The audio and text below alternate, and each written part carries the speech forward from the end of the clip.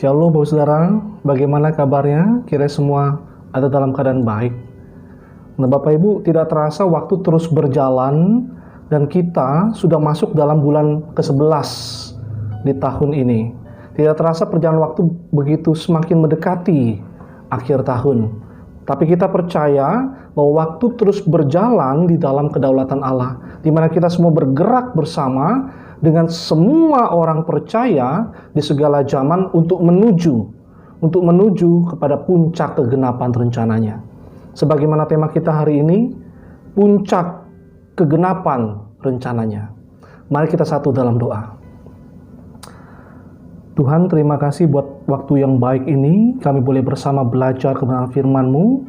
Kiranya Tuhan, Engkau Allah yang menaungi setiap kami, sehingga ketika kami belajar bersama akan firman Tuhan, kami boleh dituntun oleh kuasa Roh Kudus, dan kami boleh melihat bagaimana rencana Allah yang berdaulat atas hidup manusia, dan rencana Allah yang mengatur hidup kami.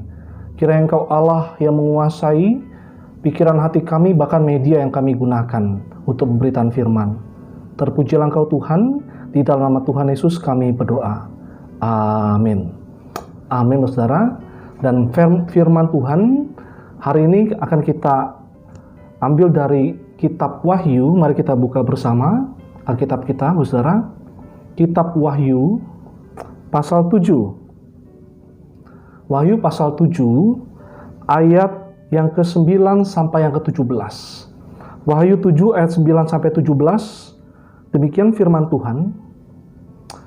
Kemudian daripada itu, aku melihat sesungguhnya suatu kumpulan besar orang banyak yang tidak dapat terhitung banyaknya, dari segala bangsa dan suku dan kaum dan bahasa, berdiri di hadapan takhta dan di hadapan Anak Domba, memakai jubah putih dan memegang daun-daun palem di tangan mereka. Dengan suara nyaring mereka berseru, "Keselamatan bagi Allah kami yang duduk di atas takhta dan bagi Anak Domba." Dan semua malaikat berdiri mengelilingi takhta dan tua-tua dan keempat makhluk itu. Mereka tersungkur di hadapan takhta itu dan menyembah Allah sambil berkata, "Amin, puji-pujian dan kemuliaan dan hikmat dan syukur dan hormat dan kekuasaan dan kekuatan bagi Allah kita sampai selama-lamanya. Amin." Dan seorang dari antara tua-tua itu berkata kepadaku, "Siapakah mereka yang memakai jubah putih itu, dan dari manakah mereka datang?" Maka kataku kepadanya, "Tuanku, Tuhan mengetahuinya." Lalu ia berkata kepadaku, "Mereka ini adalah orang-orang yang keluar dari kesusahan besar, dan mereka telah mencuci jubah mereka dan membuatnya putih di dalam darah Anak Domba. Karena itu mereka berdiri di hadapan takhta Allah dan melayani Dia siang malam di bait sucinya, dan Ia yang duduk di atas tahta itu akan membentangkan kemahnya di atas mereka. Mereka tidak akan menderita lapar dan dahaga lagi, dan matahari atau panas terik tidak akan menimpa mereka lagi. Sebab Anak Domba yang di tengah-tengah tahta itu akan mengembalakan mereka dan akan menuntun mereka ke mata air kehidupan. Dan Allah akan menghapus segala air mata dari mata mereka. Demikian bacaan firman Tuhan, saudara, dengan tema puncak kegenapan rencananya. Puncak kegenapan rencananya. Bapak saudara, berapa waktu lalu kami pergi untuk melayani ke sebuah tempat yang cukup jauh di Rangkas Bitung. Biasanya perjalanan ke sana menempuh waktu sekitar 2 jam. Nah, hari itu driver sudah siap untuk membawa kami ke arah tujuan itu. Mulailah kami berjalan ke tujuan itu. Dan selama waktu yang panjang, yang cukup panjang, kemudian di sana saya mulai berkenalan dengan drivernya dan kami mulai ngobrol-ngobrol. Bapak saudara, kami asik ngobrol dari satu topik ke topik yang lain, sampai akhirnya kami bicara tentang situasi dunia belakangan ini. Tiba-tiba ketika ngobrol seperti itu, secara jujur, si driver berkata, "Iya, saya takut dengan keadaan-keadaan yang menimpa dunia akhir-akhir ini." Bahkan driver itu berpikir bahwa dunia ini mungkin akan berakhir. Dunia ini mungkin akan berakhir. Ngobrol-ngobrol seperti ini pada akhirnya menjadi kesempatan bagi saya untuk menceritakan kabar baik. Dalam situasi belakangan, saudara, makin banyak beredar kabar-kabar yang menakutkan. Tetapi inilah kesempatan untuk kita beritakan kabar baik. Di mana kekristenan ketika memandang arah sejarah dunia seperti ini yang sang driver pikirkan? Kebanyakan orang akan memandang dengan rasa takut, bahkan ngeri, mungkin bumi akan berakhir. Tetapi dalam kekristenan, kita nggak tahu kapan waktu akhir itu akan tiba dan bumi akan berakhir. Kita nggak ada yang tahu. Tapi yang pasti, di dalam kekristenan, kita memandang hari itu dengan sukacita. Kita memandangnya bukan dengan rasa takut. Loh, kok bisa? Karena kita percaya bahwa Allah berdaulat mengatur arah sejarah dan akan menggenapi rencananya atas sejarah dunia ini. Itulah arah sejarah dari alam semesta, termasuk manusia yang ada di dalamnya. Banyak kejadian mencekam yang terjadi secara kebetulan mungkin orang pikir di sedunia. Tetapi ketika secara jujur benak kita, jiwa kita, hati kita mungkin seperti si driver tadi. Ketika manusia diajak untuk melihat bahwa arah sejarah alam semesta memiliki tujuan, yaitu mengingatkan kita sebagai ciptaan yang terbatas ini dan yang fana ini yang akan kembali kepada Sang Pencipta. Kalau boleh dikatakan, justru dengan banyaknya peristiwa-peristiwa belakangan ini, mungkin seperti si driver tadi, setiap orang diberi ruang kesempatan oleh Allah untuk berpikir, mau dibawa kemana arah sejarah dari alam semesta ini, dan akan dibawa kemana arah sejarah hidup manusia, arah sejarah hidupku. Pertanyaan yang timbul dari benak driver ini yang sedang membawa kami menuju tujuan itu, mungkin juga menjadi pertanyaan dalam batin kita, dalam jiwa kita. Mau dibawa kemana arah sejarah hidupku? Dalam pembacaan perikop barusan yang tadi kita baca bersama, sedikit ada 3 hal penggambaran. Penggambaran tentang mau dibawa kemana, mau dibawa ke arah manakah, mau dibawa kemana arah sejarah perjalanan hidup orang percaya. Ada 3 hal sedikitnya. Yang pertama, menuju harmoni yang sempurna. Yang pertama, menuju harmoni yang sempurna. Dalam ayat 9 di sana dikatakan, kemudian daripada itu, aku melihat sesungguhnya suatu kumpulan besar orang banyak yang tidak dapat terhitung banyaknya, dari segala bangsa dan suku dan kaum dan bahasa, berdiri di hadapan takhta dan di hadapan Anak Domba.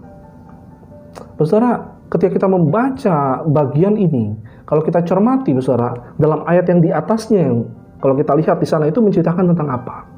Kalau kita cermati, menceritakan tentang 144.000 dari 12 suku Israel. Ya, dengan begitu kita bisa lihat apa di sini? Dengan begitu kita lihat ada keterkaitan antara suku Israel dengan suku-suku bangsa yang lain, suku-suku bangsa lain. Sedari awal rencana Allah adalah bukan sekedar eksklusif atau terpaku hanya kepada satu bangsa Israel, tidak.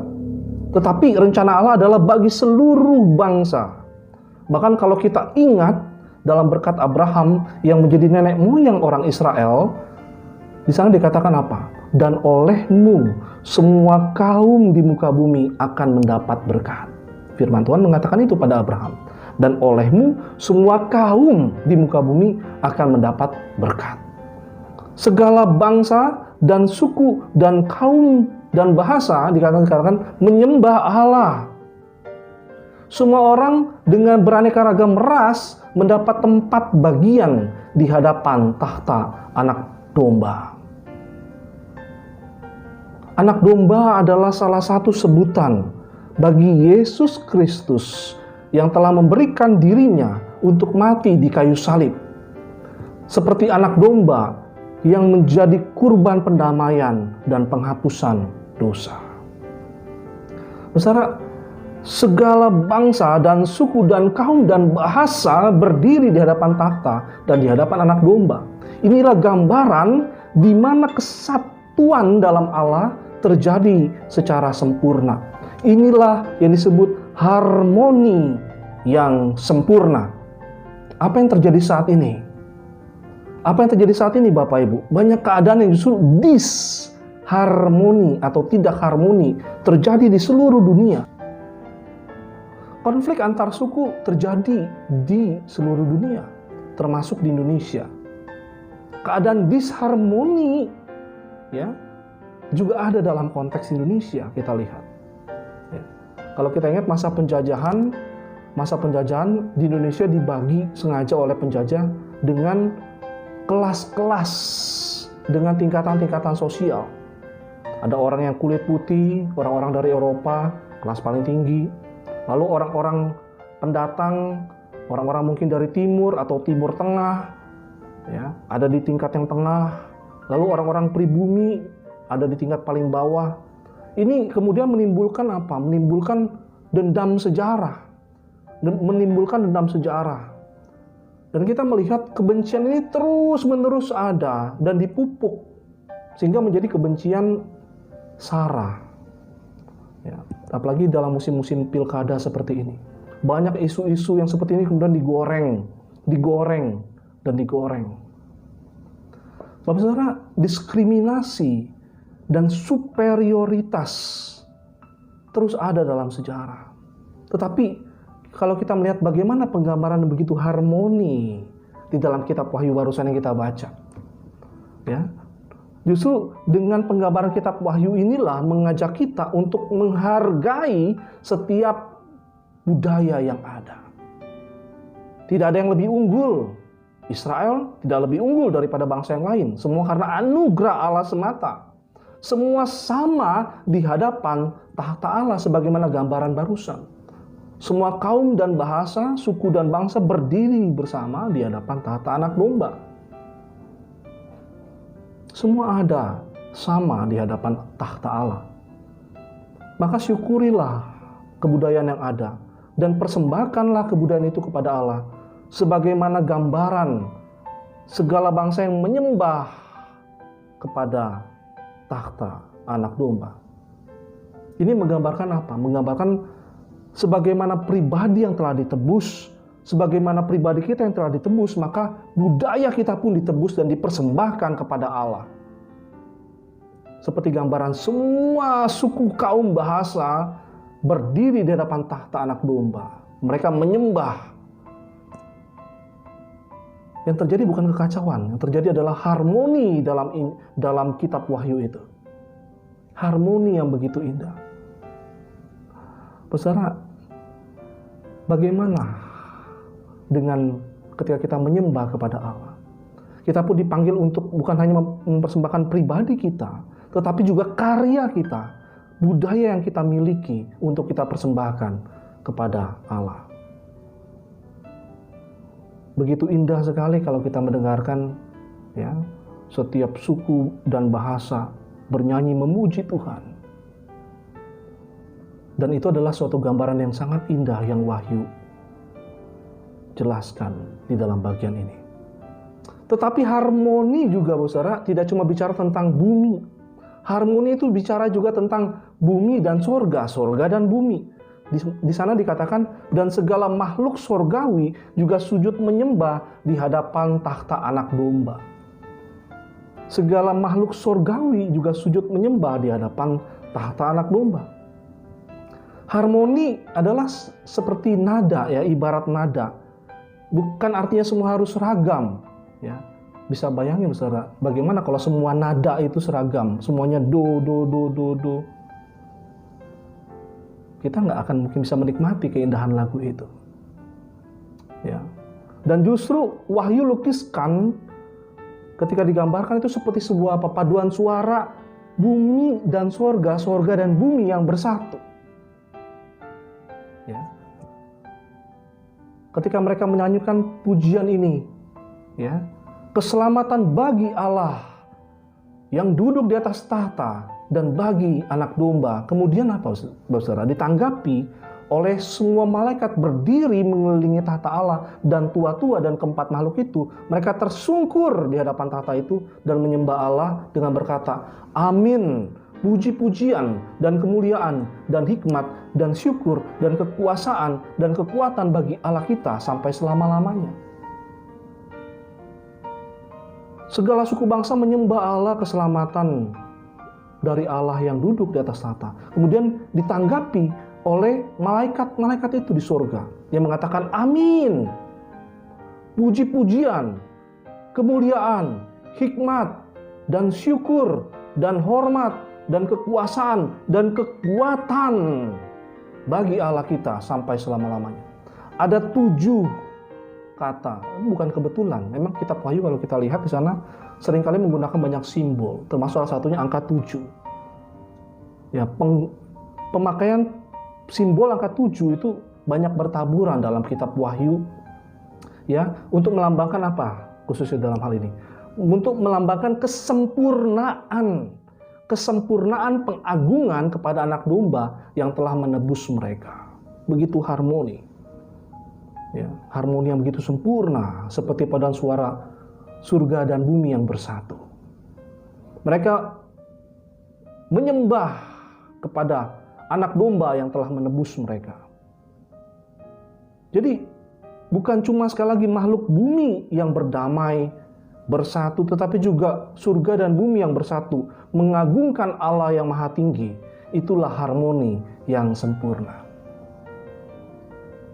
Mungkin saat ini kita bertanya, gimana cara segala suku bangsa dapat berdiri, dapat bernyanyi, dapat mengagungkan anak domba seperti gambaran Wahyu itu? Ingatlah kita kepada perkataan Yesus sendiri yang berkata, jadikanlah segala bangsa muridku. Segala bangsa dalam amanat agung yang kita ingat, yang Tuhan Yesus berikan kepada setiap murid, untuk menjadikan segala bangsa murid Yesus. Maka kekristenan dipanggil untuk merangkul semua suku bangsa.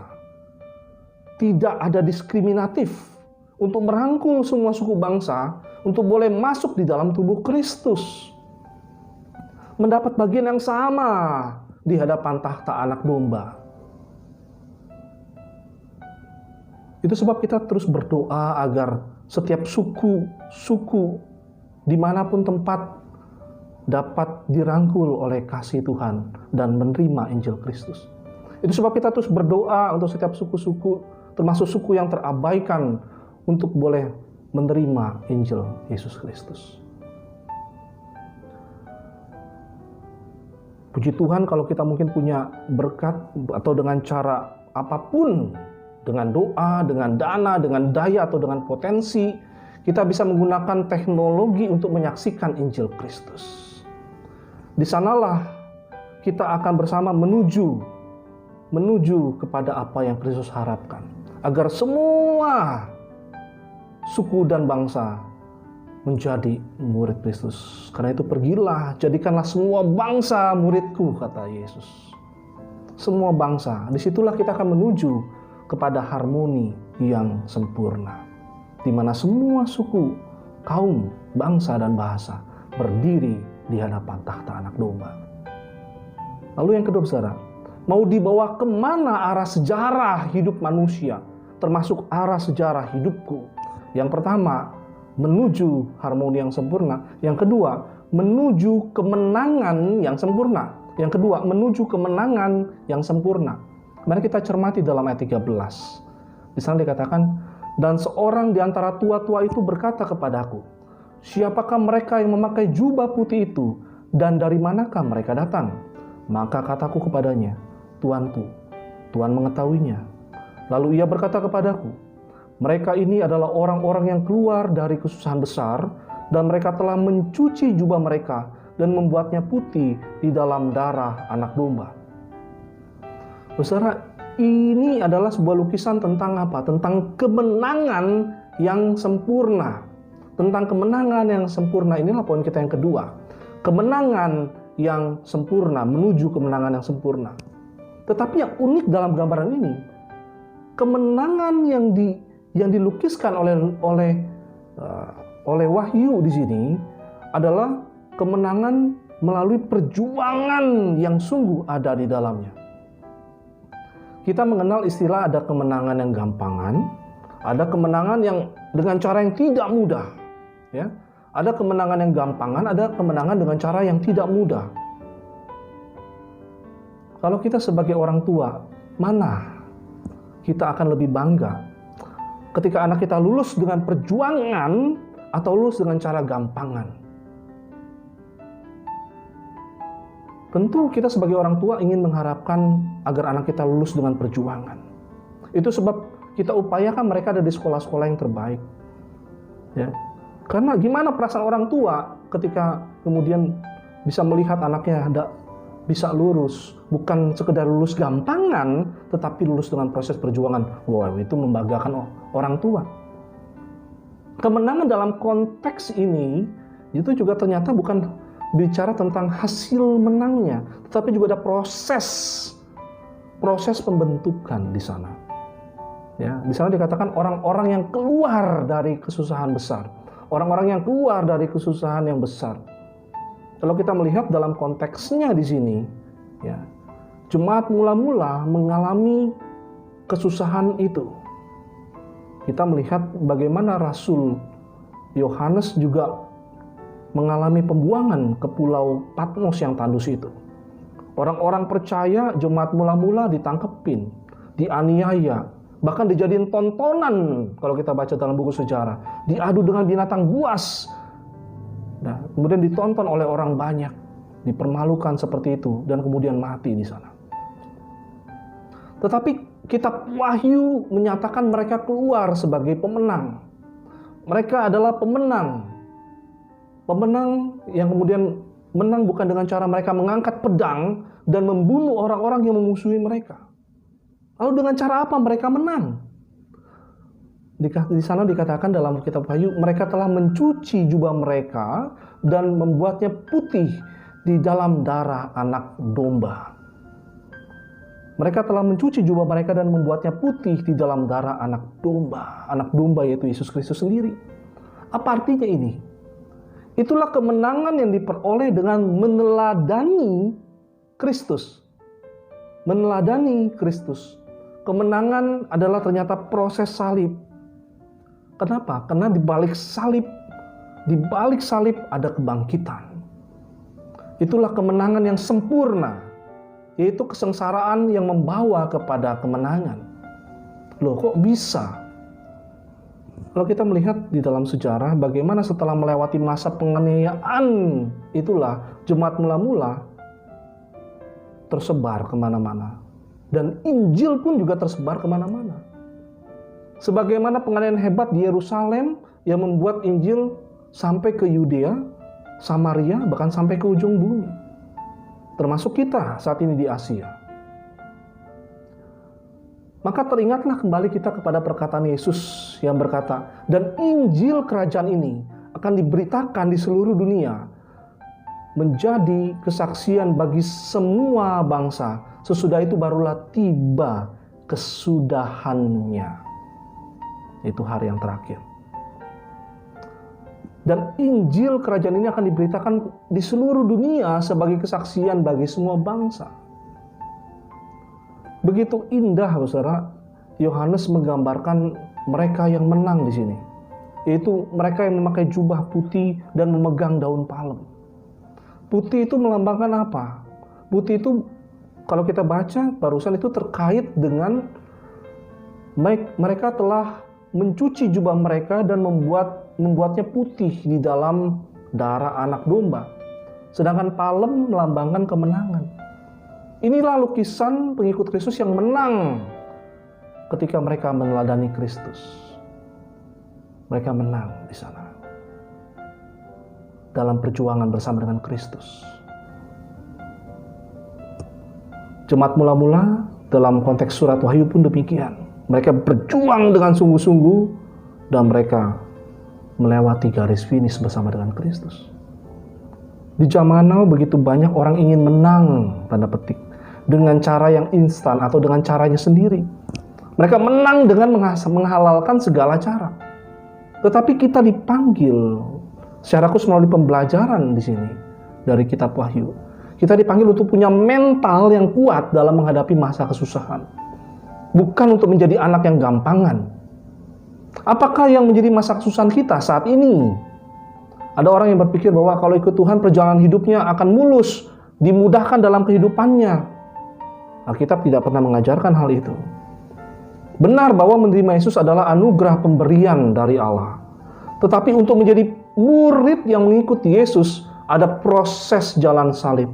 Sebagaimana Yesus mengatakan, barang siapa yang menjadi muridku, ia harus menyangkal diri, memikul salib setiap hari, dan mengikut aku.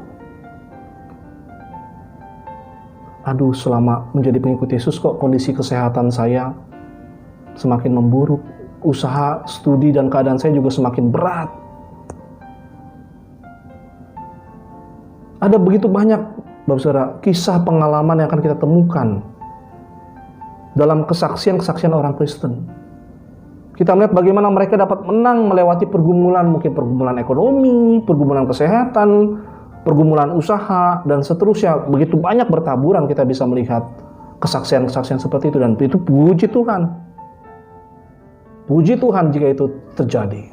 Tetapi ada juga orang yang tetap setia, tidak menyangkali imannya untuk mengikuti Yesus. Walau ada di tengah kesusahan, ada di tengah pergumulan mereka. Inilah mentalitas seorang pemenang.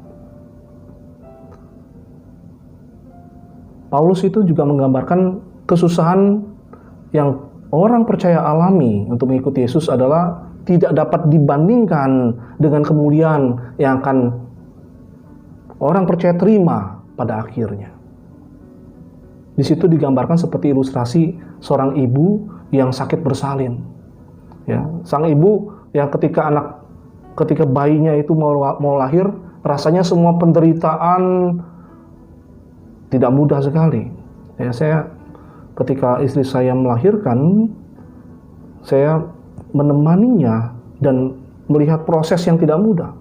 Pendarahan yang keluar begitu banyak. Tetapi apa yang terjadi? Ketika anak itu lahir, bayi itu lahir, saya melihat sepertinya wajah setiap ibu tidak lagi memikirkan rasa sakitnya. Dan dia melihat anaknya itu. Artinya apa? Tidak dapat dibandingkan kesusahan yang telah kita alami dengan apa yang akan kita terima nantinya. Tidak dapat dibandingkan kemuliaan yang akan terjadi setelah masa kesusahan yang akan kita lewati. Dan Paulus menggambarkan hari Tuhan seperti itu. Setiap kita, semua orang percaya dan bahkan alam semesta menantikan saat pemulihan dari segala sesuatu. Ini adalah menggambarkan puncak kegenapan rencananya. Menggambarkan puncak kegenapan rencananya. Jadi mau dibawa kemana arah sejarah hidupku? Menuju harmoni yang sempurna. Menuju kemenangan yang sempurna. Lalu yang ketiga, menuju sukacita yang sempurna. Menuju sukacita yang sempurna. Baik, mari kita cermati dalam ayat yang ke-15. Di sana dikatakan, dan ia yang duduk di atas tahta itu akan membentangkan kemahnya di atas mereka. Mereka tidak akan menderita lapar dan dahaga lagi, dan matahari atau panas terik tidak akan menimpa mereka lagi. Sebab anak domba yang di tengah-tengah tahta itu akan mengembalakan mereka dan akan menuntun mereka ke mata air kehidupan, dan Allah akan menghapus segala air mata dari mata mereka. Bapak Saudara, membentangkan kemahnya atas mereka, Allah membentangkan kemahnya atas mereka. Inilah gambaran di mana Allah berkemah untuk selamanya menyertai umatnya secara sempurna. Jika demikian penyertaan Allah, maka apa yang akan dialami oleh orang yang percaya? Mereka akan mengalami sukacita.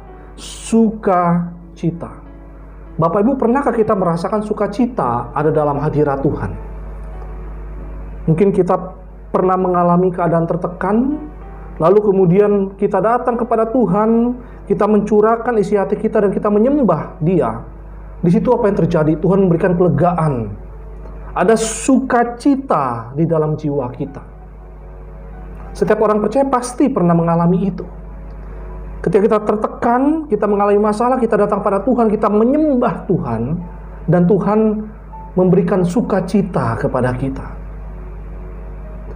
Dalam keadaan seperti itu, sukacita yang kita alami, kita rasakan, itu merupakan sukacita awal. Kalau boleh saya katakan, sukacita awal yang nantinya akan ada sukacita puncak. Akan ada sukacita puncak atau sukacita yang sempurna. Yaitu di sini, di mana dikatakan ketika Allah membentangkan kemahnya atas mereka. Sukacita sempurna ini digambarkan bahwa mereka, orang percaya, tidak lagi lapar atau dahaga. Matahari dan panas terik tidak akan menimpa mereka lagi. Ini menggambarkan suasana kehidupan seperti gambaran keadaan yang sempurna. Manusia dan alam akan ada dalam keharmonisan sempurna, kemenangan yang sempurna, dan sukacita yang sempurna. Itulah saat di mana kegenapan rencana Allah terjadi atas manusia. Dan bahkan kegenapan rencana Allah terjadi atas alam semesta. Kembali kepada ngobrol-ngobrol yang di awal barusan Bapak Ibu. Ya, di awal kita memulai kisah ini dengan seorang sang driver yang membawa kami dalam perjalanan ke satu tempat.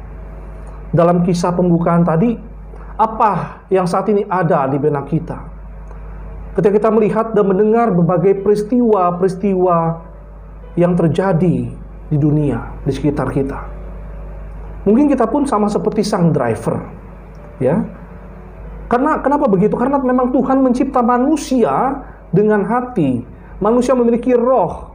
Maka wajarlah ketika peristiwa-peristiwa yang terjadi belakangan ini telah menimbulkan pertanyaan yang kuat di dalam batin manusia. Kemanakah akan dibawa arah sejarah perjalanan dunia saat ini? Kemanakah akan dibawa arah sejarah perjalanan hidupku saat ini? Dalam batinnya, manusia sebagai ciptaan sadar bahwa suatu saat mereka akan kembali kepada Sang Pencipta. Seharusnya seperti itu. Sebagai ciptaan kita harus sadar bahwa suatu saat kita akan kembali kepada Sang Pencipta dan menghadap kepada tahta Allah. Itu sebab setiap kejadian di dalam hidupku, bahkan di dalam sejarah dunia, akan terkait dengan akhir dan tujuan sejarah yang Allah ciptakan, yang Allah rancangkan. Saudara, dalam waktunya nanti, kita sebagai orang percaya, dan bahkan juga sebagian besar orang percaya bahwa Allah akan datang untuk menghakimi yang hidup dan yang mati. Allah akan datang untuk menghakimi orang yang hidup dan yang mati. Ini adalah waktu di mana seluruh rencana Allah akan mencapai kegenapannya. Orang-orang akan memandang ini dengan rasa takut karena penghakiman itu akan tiba. Tetapi orang percaya memandang ini bukan lagi dengan rasa takut, melainkan dengan rasa sukacita, di mana mereka akan bertemu muka dengan muka di hadapan tahta Anak Domba. Mereka akan melihat muka dengan Sang Anak Domba, yaitu Yesus Kristus yang ada di atas tahtanya. Anak domba yang di tengah-tengah tahta itu akan mengembalakan mereka dan akan menuntun mereka ke mata air kehidupan. Mata air kehidupan ini bicara tentang apa? Bicara tentang sumber yang tidak akan ada habis-habisnya. Inilah sukacita yang sebetulnya tidak ada habis-habisnya digambarkan, di mana Allah menyertai umatnya secara sempurna. Lukisan indah ini makin diperjelas di mana Wahyu berkata, dan Allah akan menghapus segala air mata dari mata mereka. Menghapus air mata dari mata mereka, sekali lagi menekankan tentang Allah memberikan sukacita yang sempurna. Sama seperti seorang tua yang kemudian memeluk anaknya dan mengusap air matanya. Dan memberikan sukacita kepada anak itu. Sesungguhnya Bapak Saudara, Tuhan sedang mengarahkan sejarah hidup kita, bahkan sejarah seluruh umat yang telah ditebusnya untuk menuju kepada puncak kegenapan rencananya dalam keharmonisan, kemenangan, dan sukacita yang sempurna. Amin. Mari kita satu dalam doa, Bapak Ibu. Tuhan, terima kasih buat firman-Mu, mengingatkan kami kembali bahwa kami dicipta bukan untuk diri kami, tetapi untuk rencana Allah yang boleh genap atas hidup kami, bahkan atas alam semesta ini. Mampukanlah kami, Tuhan, untuk dapat masuk dalam rencana-Mu, sehingga genap semua rencana-Mu, dan di dalamnya kami percaya ada keharmonisan yang sempurna, ada sukacita yang sempurna, ada kemenangan yang sempurna bersama dengan-Mu. Terpujilah Engkau Tuhan, di dalam nama Tuhan Yesus kami berdoa. Amin. Amin, saudara. Tuhan memberkati kita. Shalom.